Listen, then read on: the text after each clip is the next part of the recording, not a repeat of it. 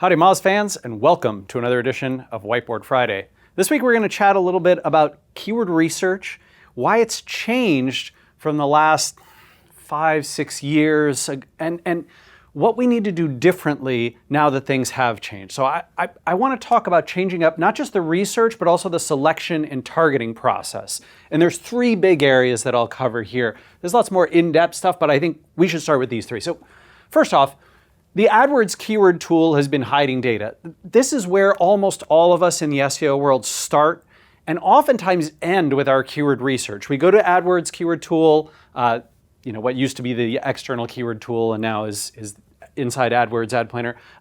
We go inside that tool and we look at the volume that's reported and we sort of record that as, well, it's not good, but it's the best we're going to do. However, I think there's a few things to consider here. First off, that tool is hiding data. What I mean by that is not that they're not telling the truth, but they're not telling the whole truth. And they're not telling nothing but the truth, because those rounded off numbers that you always see, you know that those are inaccurate. Anytime you've bought keywords, you've seen that the impression count never matches the count that you see in the AdWords tool. It's not usually massively off, but it's often off by a good degree, and the only thing it's great for is telling relative volume from one from another. But because AdWords hides data, essentially by saying like, hey, you're going to type in, let's say I'm going to type in college tuition, and Google knows that a lot of people search for how to reduce college tuition, but that doesn't come up in the suggestions because it's not a commercial term, or they don't think that an advertiser who bids on that is going to do particularly well, and so they don't show it in there. I'm giving an example. They might indeed show that one. But because that data is hidden, we need to go deeper. We need to go beyond and look at things like Suggest, Google Suggest, and related searches, which are down at the bottom. We need to start conducting customer interviews and staff interviews, which hopefully has always been part of your brainstorming process, but really needs to be now. And then you can apply that to AdWords. You can apply that to Suggest and related. The beautiful thing is, once you get these tools, right, from places like visiting forums or communities, discussion boards, and seeing what terms and phrases people are using, you can collect all this stuff up, plug it back into AdWords, and now they will tell you how much volume they've got. So you take that how to lower college tuition term, you plug it into AdWords, they will show you a number, a non-zero number. They were just hiding it in the suggestions because they thought, hey, you probably don't want to bid on that. That won't bring you a good ROI. And so you got to be careful with that, especially when it comes to SEO kinds of keyword research.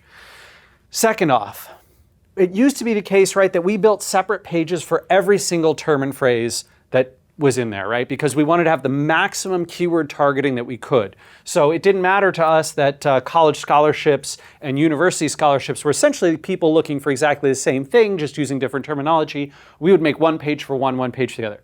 That's not the case anymore. Today, we need to group by the same searcher intent.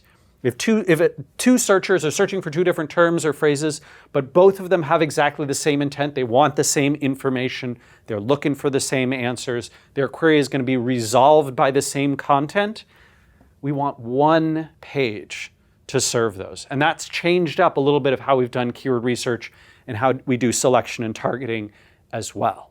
Now, the big one I want to get to is how we build that keyword consideration and prioritization spreadsheet, which we all know and love, right? Everybody's got an Excel version of this because I think there's just no awesome tool out there that everyone loves yet that kind of solves this problem for us. And Excel is very, very flexible.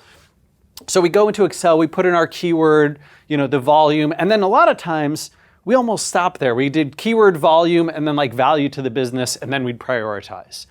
What are all these new columns you're showing me, Rand? Well, here I think is how sophisticated modern SEOs that I'm seeing in the more advanced agencies, the more advanced in-house practitioners, this is what I'm seeing them add to their keyword process. And that is difficulty, which granted a lot of folks have done, but difficulty helps us say, hey, this has a lot of volume, but it's going to be tremendously hard to rank, right? The difficulty score that Moz uses, tends to calculate, is a weighted average of the top 10 domains, domain authorities. So if you're seeing that you're competing against very, very powerful domains, and it also uses page authority, so it's kind of a weighted stack of the two.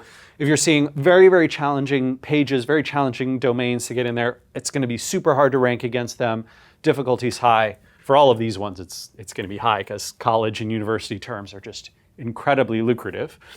And that difficulty can help bias you against chasing after terms and phrases for which you are very unlikely to rank for, at least early on. If you feel like, hey, I already have a powerful domain, I can rank for everything I want, I am the 1,000-pound gorilla in my space, great, go after the difficulty of your choice. But this helps prioritize. Second one is opportunity, and this is actually very rarely used, but I think sophisticated marketers are using it extremely intelligently. Essentially what they're saying is, hey, if you look at a set of search results, sometimes there's 2 or 3 ads at the top instead of just the ones on the sidebar, and that's biasing some of the click-through rate curve. Sometimes there's an instant answer or a knowledge graph or a news box or images or video or all these kinds of things, right, that search results can be marked up with that are not just the classic 10 web results. And unfortunately, if you're building a spreadsheet like this and treating every single search result like it's just 10 blue links, well, you're going to lose out, right? You're missing the potential opportunity and the opportunity cost that comes with ads at the top or all of these kinds of features that'll bias the click-through rate curve. And so what I've seen some really smart marketers do is essentially build some kind of a framework to say, hey, you know what? When we see that there's a top ad and an instant answer, we're saying the opportunity to, if I was ranking number 1, is not 10 out of 10. I don't expect to get whatever the average traffic for the number 1 position is. I expect to get something considerably less than that, maybe something around 60% of that because of this instant answer and these top ads. So I'm going to mark this opportunity as a 6 out of 10. There's 2 top ads here, so I'm giving this a 7 out of 10, 7 out of 10. This has 2 top ads, and then it has a news block below the first position. So again, I'm going to reduce that click-through rate. I think that's going down to a 6 out of 10. You can get more and less scientific and specific with this. Click-through rate curves are imperfect by nature because we truly can't measure exactly how those things change. However, I think smart marketers can make some good assumptions from general click-through rate data, which there are several resources out there on that, to build a model like this and then include it in their keyword research. This does mean that you have to run a query for every keyword you're thinking about, but you should be doing that anyway, right? You want to get a good look at who's ranking in those search results and what kind of content they're building. And if you're running the keyword difficulty tool, you're already getting something like that. So all of that stuff. Business value, this is a classic one, right? Business value is essentially saying, what's it worth to us if visitors come through with this search term? And you can get that from bidding through AdWords. That's the most sort of scientific, mathematically sound way to get it. And then, of course, you can also get it through your own intuition. And it's better to start with your intuition than nothing if you don't already have AdWords data or you haven't started bidding. And then you can refine your sort of estimate over time as you see search visitors visit the pages that are ranking, as you potentially buy those ads, those kind of things. You can get more sophisticated around this. I think a 10-point scale is just fine. You could also use a 1, 2, or 3 there. That's also fine. And then I don't exactly know what to call this column, and I can't remember the person who showed me theirs that had it in there. I think they called it optional data or additional SERPs data, but I'm going to call it requirements or options. Requirements because this is essentially saying, hey, if I want to rank in these search results, am I seeing that the top 2 or 3 are all video? Oh, they're all video, they're all coming from YouTube. If I want to be in there, I got to be video. Or something like, hey, I'm seeing that most of the top results have been produced or updated in the last 6 months. Google appears to be biasing to very fresh information here. So for example, if I were searching for university scholarships, Cambridge 2015, well, guess what? Google probably wants to bias to show results that have been either from the official page on Cambridge's website or 2015 articles from this year about getting into that university and the scholarships that are available or offered.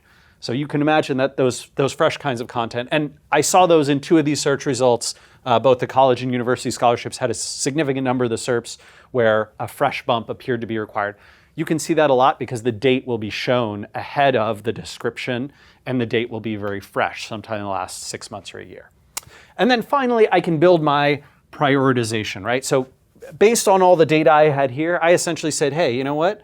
These are not 1 and 2. This is actually 1A and 1B because these are the same concepts. I'm going to build a single page to target both of those keyword phrases, right? I think that makes good sense. Someone who's looking for college scholarships, university scholarships, same intent. I am giving it a slight prioritization, 1A versus 1B. And the reason I do this is because I always have one keyword phrase that I'm leaning on a little more heavily. Because Google isn't perfect around this, the search results will be a little different. I want to bias to one versus the other. In this case, I might make my title tag something like, since I'm more targeting university over college, I might say something like college and university scholarships, so that university and scholarships are nicely together near the front of the title, that kind of thing. And then 1B, 2, 3. This is kind of the way that modern SEOs are building a more sophisticated process with better data, more inclusive data that helps them select the right kinds of keywords and prioritize to the right ones. I'm sure you guys have built some awesome stuff. The Moz community is filled with very advanced marketers, probably plenty of you who've done even more than this. I look forward to hearing from you in the comments. Would love to chat more about this topic. And we'll see you again next week for another edition of Whiteboard Friday. Take care.